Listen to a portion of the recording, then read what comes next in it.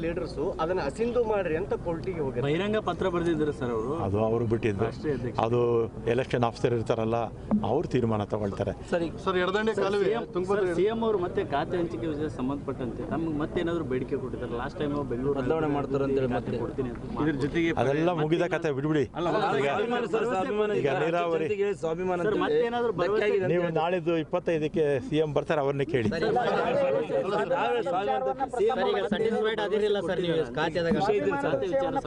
ನಾನು ನಿಮಗೆಲ್ಲ ಆಶ್ಚರ್ಯ ಆಗ್ಬೋದು, 85ರಲ್ಲಿ ಫಸ್ಟು ಅಸೆಂಬ್ಲಿಗೆ ಸೀಟ್ಗೆ ಹಾಕಿದೆ, ಅಪ್ಲಿಕೇಶನ್ ಹಾಕಿದ್ದೆ. ನಾನು ಆಗಲೇ ಕಾರ್ಪೊರೇಟರ್ ಆಗಿದ್ದೆ.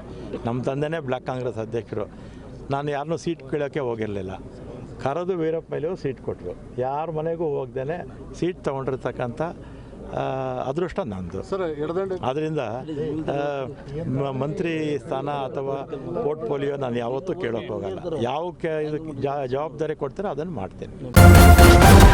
ನ್ಯೂಸ್ ಫಸ್ಟ್, ನಿರ್ಭೀತಿಯಿಂದ ನಿಮ್ಮ ಪರವಾಗಿ.